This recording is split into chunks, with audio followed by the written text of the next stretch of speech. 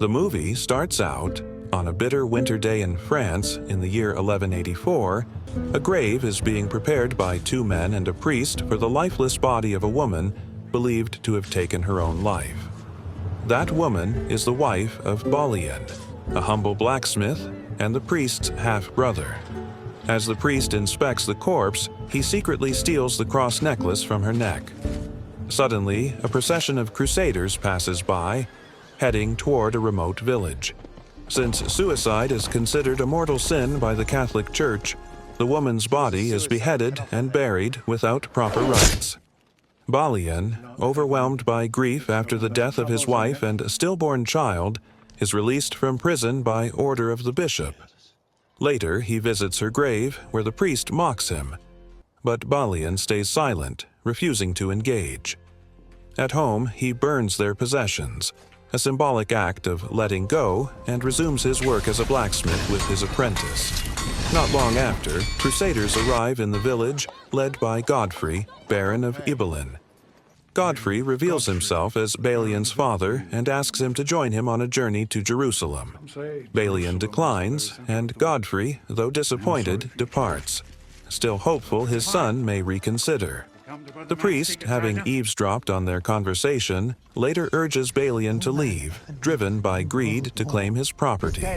When he reveals that Balian's wife was decapitated and damned, Balian snaps. In a fit of rage, he kills the priest and retrieves his wife's stolen necklace. Balian rides after Godfrey, seeking redemption and salvation for both himself and his wife in the Holy Land. Godfrey accepts him and begins teaching him the art of swordsmanship. Their training is interrupted when Godfrey's nephew arrives, demanding Balian's arrest for the murder. Godfrey refuses to comply, and a bloody fight ensues. Several of Godfrey's men are slain. Though Godfrey defeats his nephew, he suffers a grievous injury, a broken arrow buried in his ribs. Despite his wound, Godfrey continues the journey with Balian and the remaining crusaders. At a pilgrim camp en route to Messina, they are met by Guy de Lusignan, Godfrey's stepson and heir to the throne of Jerusalem through his marriage to Princess Sibylla.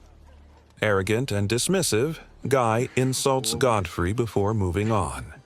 Upon reaching Messina, the final port before Jerusalem, the dying Godfrey bestows knighthood upon Balian, naming him Baron of Ibelin. He urges Balian to serve the king of Jerusalem and protect its people. Shortly after the ceremony, Godfrey succumbs to his injuries. Following his father's final wish, Balian sets sail. A violent storm strikes, destroying the ship and leaving Balian and a horse as the sole survivors, stranded in the desert. As he crosses the arid land, Balian encounters two Saracens, a master and his servant. They claim the horse belongs to the master, as it stands on his land, and demand its return. Balian refuses, and a duel begins. He kills the master in self-defense.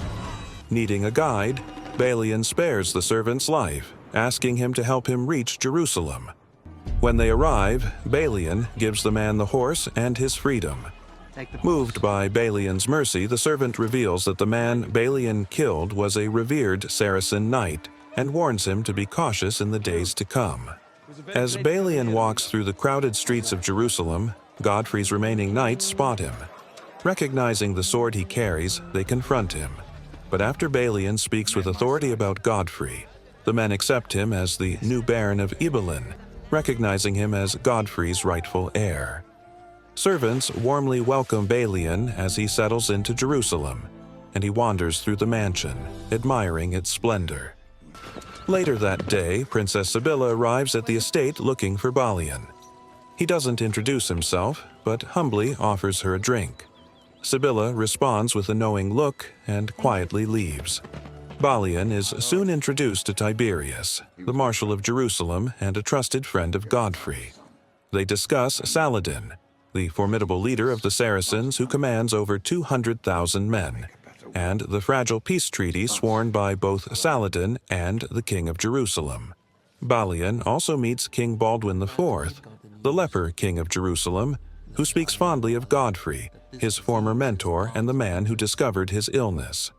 The king invites Balian to a game of chess, during which he imparts wisdom, that a man is the keeper of his own soul, regardless of whom he serves. The leper king then shows Balian the city's fortifications, asking for suggestions to improve them. Balian skillfully proposes ways to strengthen the walls, earning the king's admiration. When Balian arrives in Ibelin, the land he inherited from Godfrey, his first mission is to solve the issue of drought. He instructs his people to help him construct a drainage system to irrigate crops and restore resources to the land. Balian's dedication earns him the respect of his people. Sibylla visits Ibelin again, staying for a few days while her husband, Guy de Lusignan, travels east. With each passing day, she becomes more drawn to Balian's nobility, and eventually they share an intimate night together, becoming secret lovers.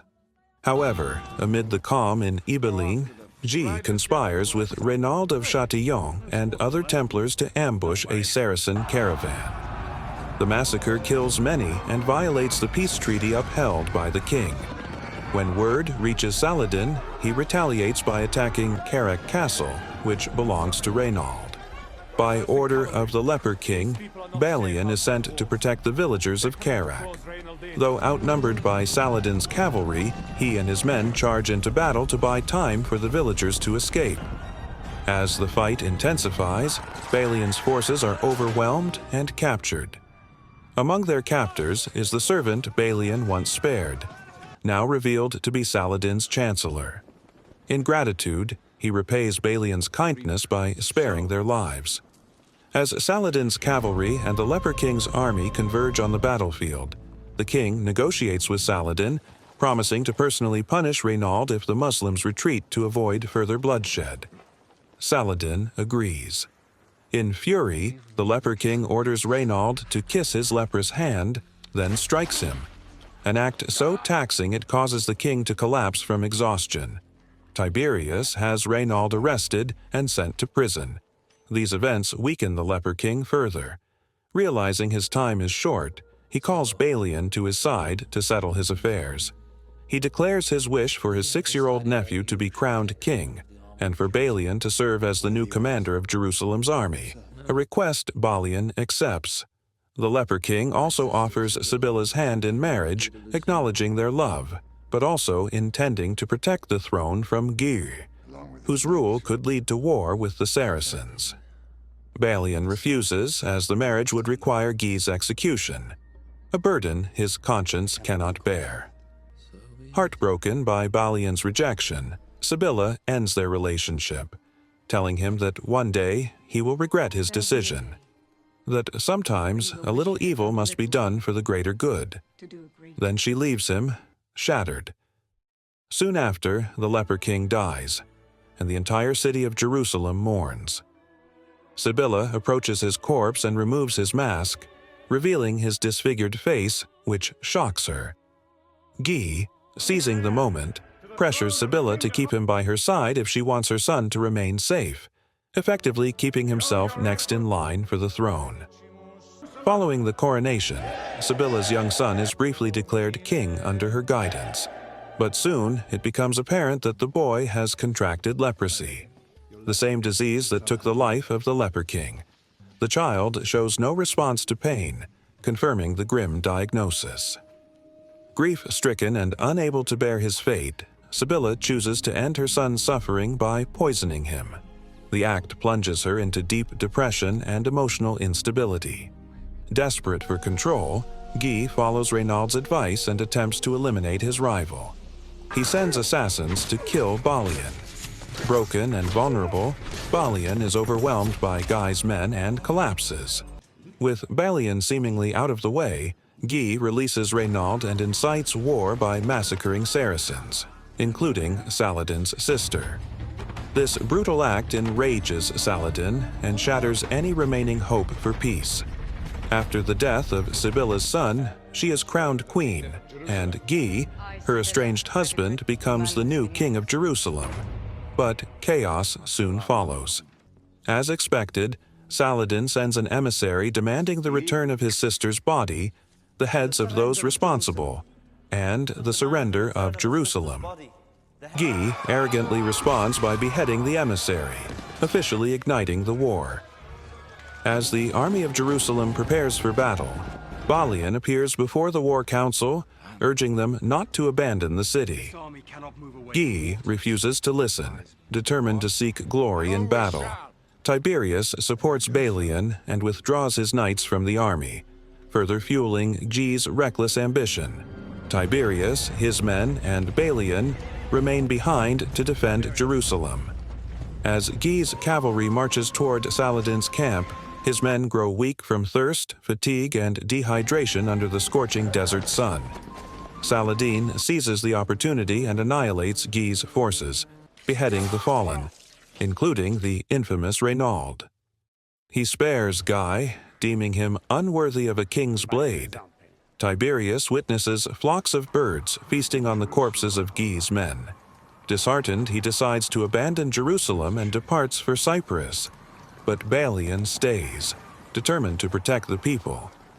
Balian devises a defense strategy, hoping to hold off the Saracens long enough to negotiate peace. Outnumbered and lacking knights, he faces pressure from the Patriarch to flee. But Balian stands firm. He knights every able-bodied man, inspiring them with the honor of knighthood and preparing them for the coming siege. He predicts a long and bloody fight, and is ready for it. The siege begins. Saladin launches fiery projectiles at the city walls, inflicting heavy damage. But Balian holds off a counterattack, conserving their strength for the next day. Over the next 3 days, Balian leads strategic defenses, gaining the upper hand through careful planning. More Saracens fall than Christians, and Saladin, impressed by Balian's resolve, eventually offers terms. He proposes safe passage for Jerusalem's people to Christian lands, in exchange for surrendering the city. Balian agrees. As they part ways, Balian asks Saladin, "What is Jerusalem worth?" To which Saladin replies, "Nothing and everything." Balian returns to the city and announces its surrender, assuring the people of their safety. They rejoice, grateful to Balian for protecting them. Inside the city, Balian finds Sibylla and tells her that although Jerusalem has fallen, her brother's kingdom lives on in the hearts of the faithful. He promises that if she renounces her title as queen, he will come for her. As the people prepare to leave, a disgraced Guy challenges Balian to a final duel. Balian accepts, defeats him with ease, and spares his life, telling him, "When you rise again, if you rise, rise a knight." Saladin enters the city of Jerusalem, moved by its sacred beauty. As his people settle, he sees a Christian cross on the floor. He respectfully picks it up and places it on a table, honoring the faith of those who came before. Balian says farewell to his Saracen friend, Saladin's chancellor. In return, the chancellor gives Balian back the horse he once claimed, and Balian accepts it for his journey. As he leaves Jerusalem, Balian sees Sibylla walking among the people. He offers her a ride, saying a queen should never walk. But she refuses, renouncing her title and choosing to walk hand in hand with Balian. Upon returning to France, Balian finds that much has changed in his village. Looking back, he reflects on the man he has become, shaped by the words of Godfrey, the leper king, and his trials in Jerusalem. Soon after, a group of English knights arrives, seeking Balian's help in retaking Jerusalem. His reputation as the defender of the city has spread across Europe. But Balian humbly answers, "I am a blacksmith." The lead knight reveals himself as the King of England, and they ride on without him. The story closes with Balian and Sibylla passing by the grave of his late wife. He offers his final farewell and pays his respects before they both leave the village to begin a new life together.